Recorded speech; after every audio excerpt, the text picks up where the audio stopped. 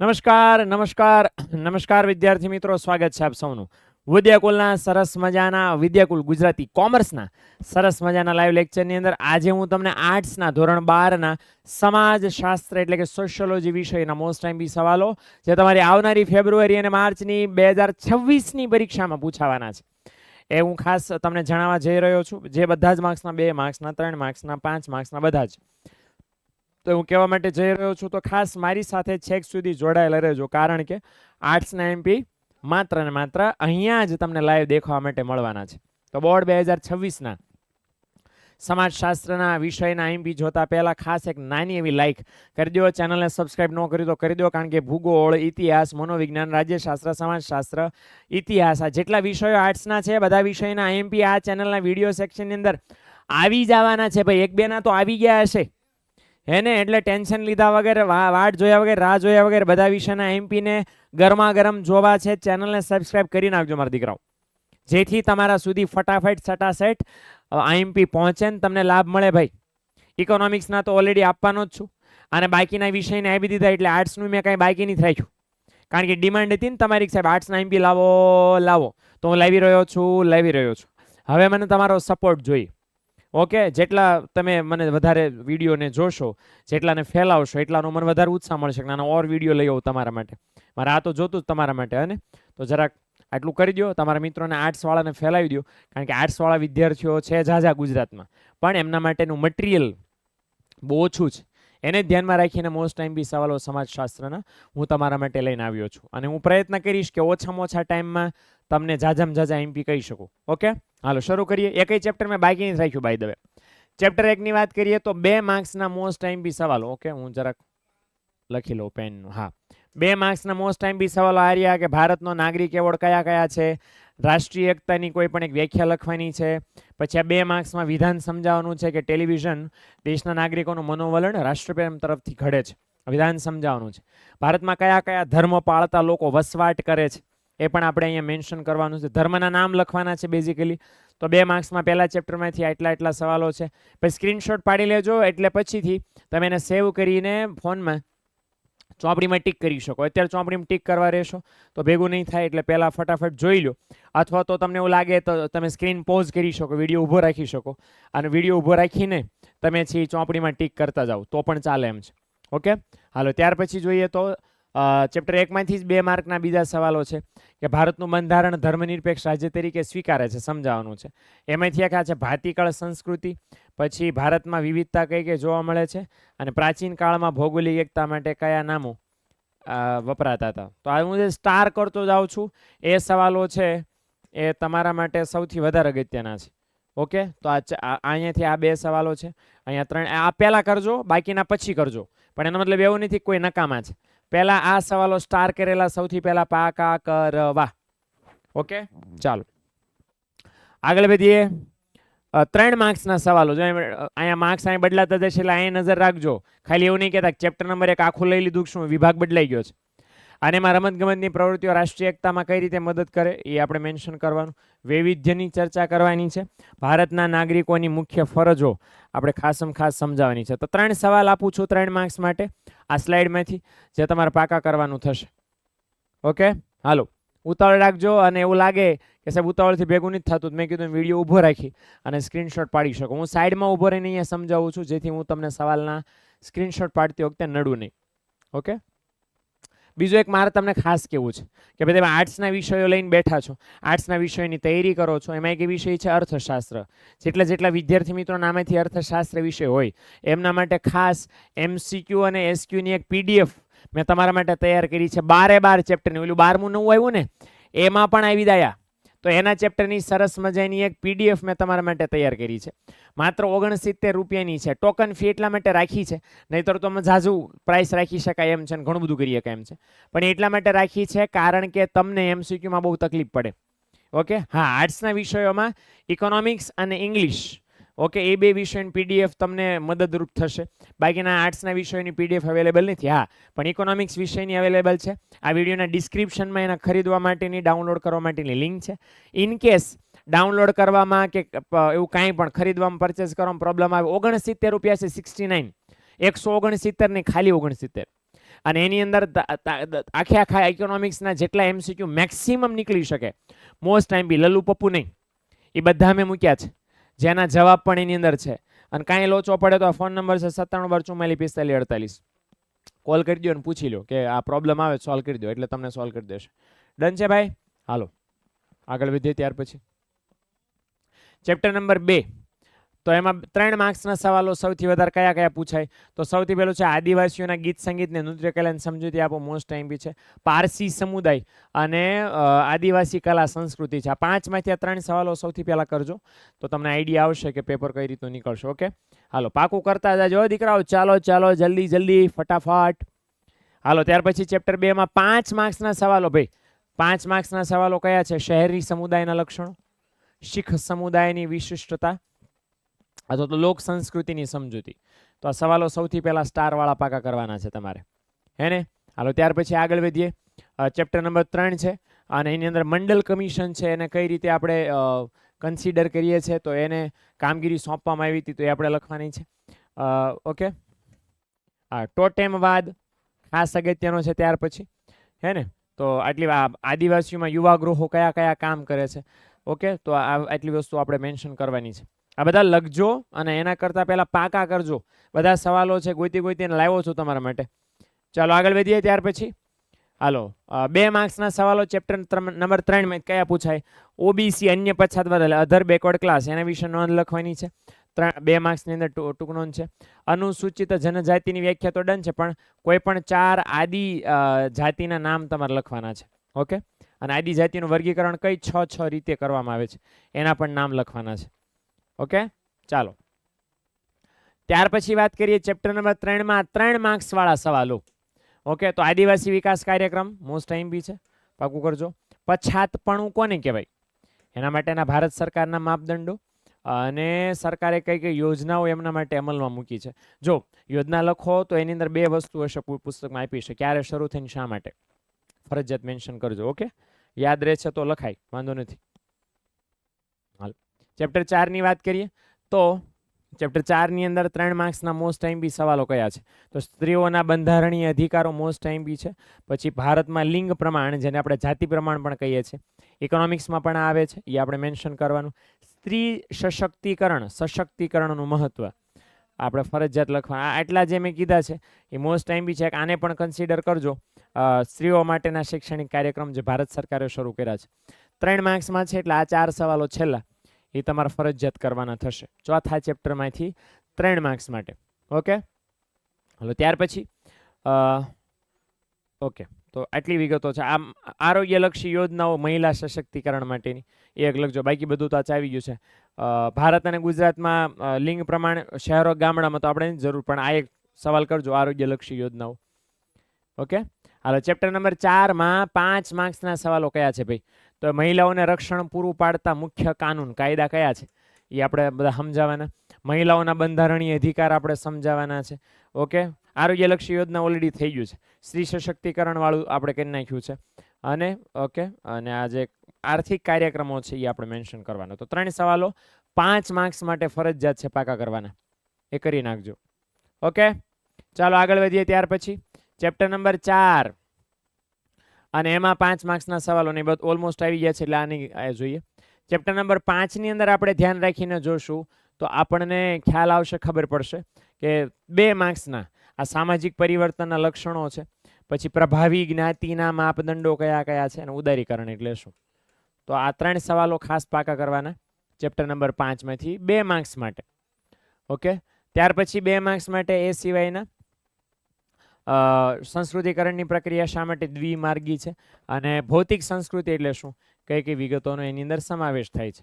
તો આટલી વસ્તુનું કામ આપણે ખાસમ ખાસ લખવાનું થશે. ઓકે, સંસ્કૃતિકરણના ખ્યાલની મર્યાદાઓ સમજાવું.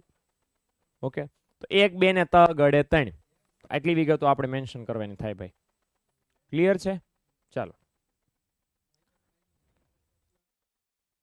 હાલો આગળ વધીએ. ચેપ્ટર નંબર 3 માં ચેપ્ટર નંબર 5 માં 3 માર્ક્સના સવાલો કયા કયા છે? પશ્ચિમીકરણના પાસા, ઓકે, વૈશ્વિકીકરણના લક્ષણો અને ઉદારીકરણના લાભાલાભ કે લાભ ગેરલાભ જે તમે કહો ઈ, તો એ મોસ્ટ ટાઈમ બી છે. ત્યાર પછીના બાકીના 2 સવાલ પછી પાકા કરજો, પહેલા પાકા કરજો. ઓકે, હાલો આગળ વધીએ. ત્યાર પછી ચેપ્ટર નંબર 6 ગળે 6 2 માર્ક્સના મોસ્ટ આઈએમપી સવાલો. તો એમાં સૌથી પહેલું છે આધુનિક માહિતી સંચારના માધ્યમો લખવાના. અને ટેલિવિઝન શા માટે સૌથી પ્રભાવશાળી કહેવાય છે અને સંચારની લાક્ષણિકતાઓ. ઓકે, તો એટલા સૌથી પહેલા પાકા કરવાના છે 2 માર્ક્સ માટે ચેપ્ટર નંબર 6 માં. એ બાબતનું આપણે ધ્યાન રાખીશું. અને ત્યાર પછી ચેપ્ટર નંબર 6 માંથી 3 માર્ક્સના સવાલો કયા કયા છે. તો જો એમાં કીધું છે કે ભાઈ સંચાર માધ્યમોથી આરોગ્ય ક્ષેત્રે આવેલા પરિવર્તનો આપણે લખવાના છે. કમ્પ્યુટરનો પરિચય ટૂંકમાં આવવાનો સહેલામ સહેલો સવાલ છે. ઓકે, આ એક વિધાન કે ભાઈ સંચાર માધ્યમો છે માહિતી સંચારના, એના કારણે રાષ્ટ્રીય એકતા જળવાય છે અને લોકશાહીના મૂલ્યોનો પ્રસાર બહુ સારી રીતે થાય છે. એ આપણે મેન્શન કરવાનો છે.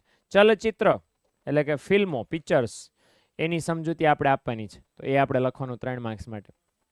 ઓકે, 5 માર્ક્સ માટે ચેપ્ટર નંબર 6 માંથી કયા એમપી છે ભાઈ? 5 માર્ક્સ માટે મુદ્રિત માધ્યમો, પ્રિન્ટેડ મીડિયમ્સ એટલે ન્યૂઝપેપર ને એવું બધું, પોસ્ટર ને બેનર્સ ને બધું પ્રિન્ટેડ માધ્યમ મુદ્રિત કહેવાય. તો એ સમૂહ માધ્યમોની સામાજિક અસર અને ઓસ્ગુડ અને વિલ્બરનું મોડલ એ તમારે સમજાવવાનું થશે સૌથી પહેલા.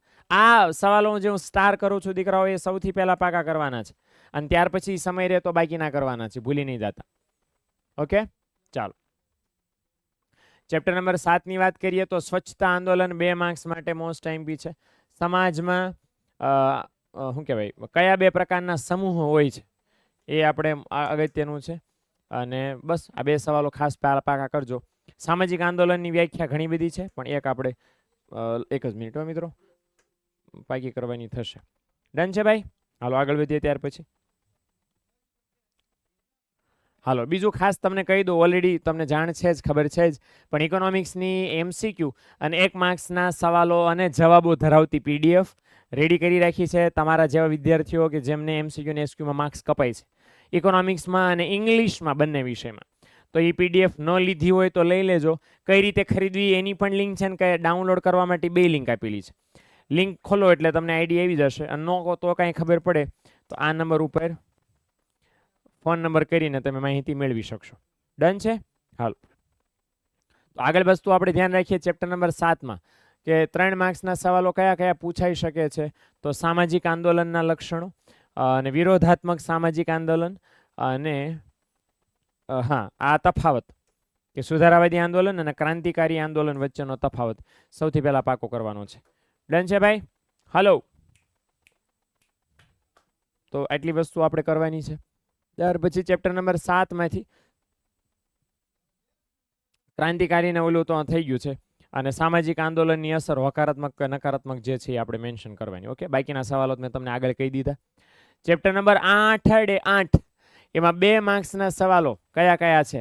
તો પંચાયતી રાજનો આ સરસ મજાનું ચેપ્ટર છે. અને ગામડામાં જ્ઞાતિવાદને શા માટે ઉત્તેજન મળે અહીંયા આપણે મેન્શન કરવાનું. અને પંચાયતી રાજમાં પરંપરાગત પ્રભાવી જ્ઞાતિઓ છે એમના પ્રભુત્વમાં ઘટાડો થયો અને કયા હેતુથી પંચાયતી રાજની સ્થાપના કરવામાં આવી. ગામડામાં જે ગ્રામ પંચાયતો ચાલે ને એના વિશેની અહીંયા સરસ મજાની માહિતી તમને આપવામાં આવી છે પાઠમાં. તે તો તમને આઈડિયા હશે જ. ઓકે, તો એના વિશેના સવાલો 2 માર્ક્સના એમ મેન્શન કર્યા છે. પછી 2 માર્ક્સમાં ટીડીઓ અને ડીડીઓના ફૂલ ફોર્મ રોકડિયા માર્ક્સ લખી નાખજો. ગ્રામ પંચાયતની આવક સાધનો 11માં આવતું હતું ઇકોનોમિક્સમાં 10મા ચેપ્ટરમાં, તો અહીંયા પણ આપ્યું છે. અને વૈદિક સમયથી ભારતમાં પંચાયતનું સ્વરૂપ કેવું હતું, તો ટોપિક્સ તમારે પાકા કરવાના છે. ઓકે, હાલો આગળ વધીએ. ચેપ્ટર નંબર 9 પ્રોબેશન એટલે શું? 2 માર્ક્સ માટે મોસ્ટ આઈએમપી છે ભાઈ. પ્રોબેશન એટલે શું? ઇંગ્લિશ વર્ડ છે. એનોમી એટલે એનિમી એટલે દુશ્મન એમ નહીં. ઓકે, પછી સામાજિક ધોરણભંગ સમાજ માટે હાનિકારક જ હોય એવું નહીં થતું, વિધાન સમજાવવાનું છે તો સમજાઈ દેવાનું છે, આપણે કઈ ના થોડી પડે ભાઈ. ઓકે, ડન છે? ચાલો ચાલો આગળ વધીએ. ત્યાર પછી ઓકે, સમાજ વિરોધી વર્તન 2 માર્ક્સનો સવાલ કોને કહેવાય? એ રિમાન્ડ હોમ કે જેમાં 16 કે 17 વર્ષ એ જે બાળ અપરાધીઓ હોય એમના માટે રાખવામાં આવે છે રિમાન્ડ હોમ. અથવા તો આઈ થિંક પેલા જે લોકો ગુનેગાર હોય એમને ત્યાં રાખવામાં આવે છે, મને ખ્યાલ છે ત્યાં સુધી. પાલક ગૃહ આઈ થિંક એવું છે, સુધારણા ગૃહ છે. ઓકે, તો એ વસ્તુ.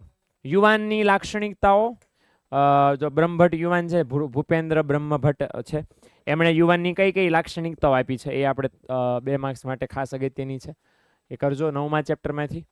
હાલો થોડાક જ ચેપ્ટર બાકી રહ્યા છે, પછી આપણે પૂરું કરીએ છીએ. ચેપ્ટર નંબર 9માં 3 માર્ક્સના સવાલો. પ્રોબેશન ઓલરેડી મેં કહી દીધું છે. ગ્રામ પંચાયતના મંત્રીની ફરજો અને તાલુકા પંચાયતનું માળખું લખવાનું છે. ઓકે, સામાજિક ધોરણ ભંગ થાય તો એના વર્તનના લક્ષણો આપણે કરવાના છે. અને ન્યાય નથી મળતો તો મેળવવો છે. સામાજિક ન્યાયની સમિતિ સમજાવવાની છે. ઓકે, તો આટલા પ્રશ્નોના સવાલ તમારે સૌથી પહેલા પાકા કરવાના. ઓકે, અને પછી બાકીના સવાલ ઉપર ફોકસ કરવાનું, કોન્સન્ટ્રેશન કરવાનું. 3 માર્ક્સના સવાલો ચેપ્ટર નંબર 9ના આટલા છે. ઓકે, હાલો ત્યાર પછી ઓર બીજા સવાલો છે, પણ હું તમને બધા નહીં કહું. આમાંથી જે તમને કહું અગત્યના છે, એક છે ગ્રામ સભા, બોસ્ટલ શાળાઓ અને ક્યાં ગયું એક યુવા અજંપાનું મનોવૈજ્ઞાનિક કારણ. તો 3 જ સવાલો આખા સ્લાઇડમાંથી કરજો, કારણ કે બાકીના ઓલરેડી કોમન છે, આવી ગયા છે, એટલે એ કરવાની આવશ્યકતા ઓછી છે, પણ એ રીતે કામ કરજો. ઓકે, 5 માર્ક્સના સવાલો 9મા ચેપ્ટરમાંથી. અને એમાં બાળ અપરાધના કારણો મોસ્ટ ટાઈમ બી છે, બાળકો શા માટે અપરાધ કરે છે. ઓકે, અને ત્યાર પછી આ જે 5 સંસ્થાઓ છે એની સમજૂતી, બાળ અપરાધ સુધારણા સંસ્થાઓ છે એ આપણે મેન્શન કરવાનું. યુવા અજંપાનો અર્થ સ્પષ્ટ કરી એના કારણો સમજાવવાના છે. ઓકે, તો 3 સવાલો ખાસ અગત્યના છે. બાકીના સવાલો પછી તમે કરી શકો. ઓકે, હાલો તો એટલી વસ્તુ રાખવાની છે. આ આપણે કરવાનું નથી. હા, તફાવત અહીંયા આપણને આપ્યો નથી, નહીં હું કરી નાખે. ચેપ્ટર નંબર 10 2 માર્ક્સના સવાલો, જેમાં આપણે ખાસ ધ્યાન રાખવાનું એઇડ્સ કેવી રીતે ફેલાય છે એ આપણે મેન્શન કરવાનું. અસમાન જાતિ પ્રમાણ એટલે શું એ લખવાનું. એઇડ્સનું પૂરું નામ એક્વાયર ઇમ્યુનો ડેફિશિયન્સી સિન્ડ્રોમ, એવું લાંબુ નામ છે. હા વહેલું છે. શું થાય એઇડ્સનું full form? AIDS, acquire immunodeficiency okay syndrome. તો એક્વાયર ઇમ્યુનો ડેફિશિયન્સી સિન્ડ્રોમ નામનો આ રોગ થાય તો એ અસાધ્ય છે, એનો કોઈ ઈલાજ અવેલેબલ નથી અત્યારે તો દુનિયામાં. એટલે થાય એટલે આપણી ટિકિટ પાકી, એમ સમજી લો. ઓકે, હાલો ત્યાર પછી ચેપ્ટર નંબર 10માં 3 માર્ક્સના સવાલો, સામાજિક સમસ્યાના લક્ષણો આપણે જણાવવાના છે. એઇડ્સ કઈ રીતે અટકાવી શકાય, નશીલા દ્રવ્યોના વ્યસનની સમસ્યાને હલ કરવાના ઉપચારાત્મક પગલાં મોસ્ટ ટાઈમ બી છે. ઓકે, ચાલો આગળ વધીએ. ચેપ્ટર નંબર 10માં 5 માર્ક્સના મોસ્ટ ટાઈમ બી સવાલો કયા કયા છે? અસમાન જાતિ પ્રમાણની સમસ્યાની વિપરીત અસર, ખરાબ અસર. ઓકે, અને ત્યાર પછી છે ક્યાં ગયું? હા, નશીલા દ્રવ્યો ઉપર પ્રતિબંધ મૂકતા કાયદા, એ 5 માર્ક્સ માટે. અને એઇડ્સના કારણો તો આપણે થઈ ગયા, એટલે ટાઇટલ લખો તો અંદરનું સમજાવો ચાલે. અને સામાજિક સમસ્યાના લક્ષણો. તો 3 સવાલો છે, ખાસ કરજો 10મા ચેપ્ટરમાંથી. હાલો ત્યાર પછી આગળ વધીએ. ચેપ્ટર નંબર 10માં ઓર બીજા સવાલો છે, પણ આ એજનું નિયંત્રણ કઈ રીતે કરી શકાય આ એક પાકું કરજો આપણે. ઓકે, હાલો તો બસ આટલા સવાલો છે. આ એક કરી નાખજો, ભૂલી નહીં જતા. 10. ઓકે, તો 10 ચેપ્ટર હતા આ વિષયની અંદર, સરસ મજાના. અને આટલા સવાલો છે જે મેં તમારી સાથે શેર કર્યા છે, તો ખાસ ભૂલી નહીં જતા. બીજું કે ખાસ આ વિડીયો તમને ઉપયોગી એવું લાગે કે બને છે, જો મેં સ્ટાર કર્યા ને જેટલા સવાલો, એ સ્ટાર કરેલા સવાલો સૌથી પહેલા પાકા કરવાના છે. અને સ્ટાર કરેલા સવાલો પાકા થઈ જાય પછી બાકીના સવાલોને અડવાનું છે. એટલે શું છે, ઓલરાઉન્ડ તમારી પ્રિપેરેશન આ સરસ મજાના વિષયની થઈ જાય અને બોર્ડની પરીક્ષામાં સારામાં સારા માર્ક્સ આવે. વિડીયો ગમ્યો હોય તો લાઇક કરજો. જેટલા પણ તમારા આર્ટ્સના વિદ્યાર્થી મિત્રો છે બધા સાથે શેર કરજો. ભલે નામ છે આપણું વિદ્યાકુલ ગુજરાતી કોમર્સ, પણ દીકરાઓ આર્ટ્સનો હજી તો આ એક વિડીયો લઈને આવ્યો છું. આવા ઇતિહાસને, ભૂગોળને, મનોવિજ્ઞાનને, રાજ્યશાસ્ત્ર, સમાજશાસ્ત્રને આ બધાના વિડીયો આ ચેનલમાં લઈને તમારા માટે આવવાનો છું. તો ભૂલતા નહીં શેર કરવાનું, માહિતી આપવાનું. મળીએ મિત્રો નેક્સ્ટ લેક્ચરની અંદર. ત્યાં સુધી આવજો. Tata by, C yeah.